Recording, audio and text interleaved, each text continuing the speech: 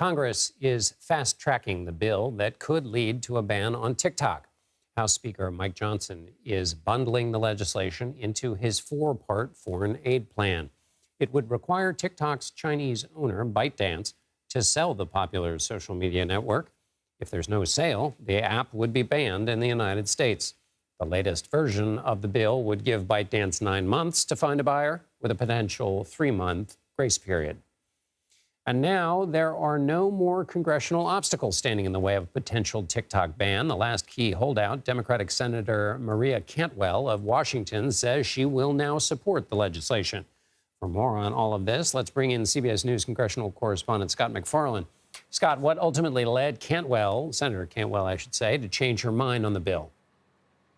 Well, what's shifted in the bill, John? I mean, they've kind of extended the time frame, haven't they? The initial plan was 6 months for TikTok to divest or have itself sold from its China-based owner or face this ban. Now the calendar is expanded to 9 months, possibly 12 months, giving the president a little discretion in there, too. So there's more bandwidth for TikTok to do what it has said, what it has told CBS News might be impossible, which is to promptly, in short order, find a new owner. I mean, it is remarkably lucrative and remarkably valuable. There aren't a lot of people sitting nearby with the billions and billions of dollars that might be needed to buy TikTok. This offers more time, and to a degree, it offers an opening for more senators and members of the U.S. House to get on board. And how fast could we see this bill move? Well, if they make this a part of the foreign aid package, where it is right now, this could move quickly. I mean, the foreign aid package could be approved by Saturday. That's the money for Ukraine, the money for Israel, the money for the Indo-Pacific region, and this TikTok provision, which has already passed the U.S. House in a different incarnation. If it goes over to the U.S. Senate, I ask, where's the opposition? I mean, the Senate Intelligence Committee, the bipartisan leaders of the Senate Intelligence Committee, both swiftly said this is a good idea. The Senate Commerce Committee, which has oversight over all types of things involving social media, now has its chairperson saying this is a good idea. The opposition seems to be invisible at this moment. This is a moment of inflection for TikTok and its tens of millions of users. And picking up on that transition, speaking of moments of inflection, Speaker Johnson says he plans to hold the vote this weekend on that four-part foreign aid bill. We talked about this on Wednesday night.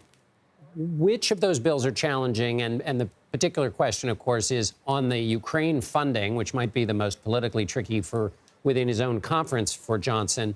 How's that looking now? Here we are on Thursday. You've zeroed in on it. The Ukraine funding is the one consuming so much of the conversation here.